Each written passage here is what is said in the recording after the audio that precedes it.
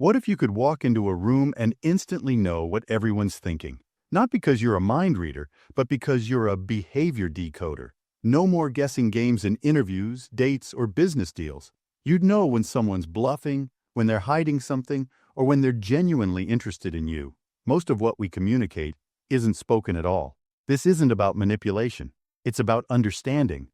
And that's exactly what Patrick King teaches in his powerful book, Read People Like a Book. In the next few minutes, you'll learn how to decode body language, detect lies, read emotions, and build deeper relationships using behavioral psychology. Let's get started. People's actions are driven by internal emotions, but those emotions aren't always obvious. So instead of jumping to conclusions, we need to think like detectives. One action means nothing, but a pattern of behaviors? That tells a story. For example, crossing arms doesn't always mean someone's closed off. But if they cross arms, avoid eye contact, lean away, and tap their foot, now you've spotted a pattern of discomfort. Here's what you can do. Whenever you meet someone, take a mental snapshot of their normal, relaxed behavior. That's their baseline. Then, notice how they behave under stress, or while discussing specific topics. That's where the truth lies. Now, when it comes to lies, most people think there's one tell, but liars don't slip up in just one area. They create inconsistency between their words, tone, and body language. Truth is fluid. Lies are stiff. A liar may sound rehearsed or overly polished because they're trying too hard to keep their story straight. Let's say you ask someone if they liked your presentation. They smile and say yes, but their tone is flat, their nod is delayed, and they won't meet your eyes. That's a red flag. They said yes, but everything else said no. Try this. Ask the same question in a different way later. Liars tend to overthink and give identical answers. Truthful people may give natural, slightly different responses each time. Emotions always leak out, especially on our faces. Even when we try to hide how we feel, our microexpressions betray us. These are lightning-fast flashes of true emotion that appear before we mask them. There are 7 universal microexpressions: happiness, sadness, anger, fear, disgust, surprise, and contempt. Learn to spot them. For example, you're in a negotiation.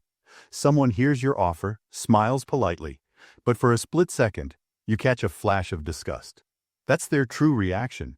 You just read them before they could fake it. To sharpen this skill, start watching interviews or reality TV clips. Pause and rewind to catch the first second of someone's reaction. That's where the gold is. Let's talk about eyes and posture. They reveal more than words ever could. Eyes that avoid contact may signal shame or submission. Staring too intensely? That can be dominance or deception. Posture reveals confidence, nervousness, and intention. Imagine a job interview. A candidate avoids eye contact while discussing their past job, but lights up and leans in when talking about future goals. That's what excites them. Their body told the truth. Start watching for what makes people light up or shut down. Don't just listen. Observe. Beyond momentary reactions, people show long-term personality patterns. Is someone passive, aggressive, assertive, avoidant? Knowing this helps you predict how they'll behave in relationships, conflict, and stress. A passive person, for example, might never tell you they're angry, but you'll see it in their sarcasm or avoidance. You'll notice it in indirect behaviors. Here's how to use this. Adjust your style to match theirs. Be gentler with passive people. Be more direct with assertive types. This helps you build faster trust and better results. We're taught to listen with our ears, but real understanding comes from observing with our eyes. When someone's talking, are they leaning in or leaning back? Are they fidgeting or still? Are their gestures aligned with their words? If someone nods politely but keeps glancing at the door, they're disengaged. But if they mirror your posture, hold eye contact, and show small, genuine smiles, you're connecting. Try this. The next time you're in a conversation, subtly mirror the other person's body language. If they lean in, you lean in slightly. This builds unconscious trust and creates instant rapport. Once you've practiced all these individual tools, it's time to combine them. Reading people isn't magic. It's a mix of 3 things: observation, pattern recognition, emotional awareness. You don't need hours to read a room. Sometimes 10 seconds of silence will tell you more than 10 minutes of small talk. Enter a meeting and just observe. Who's leading, who's avoiding attention, who lights up at certain topics. These are clues. Here's a 7-day challenge to build this skill in real life.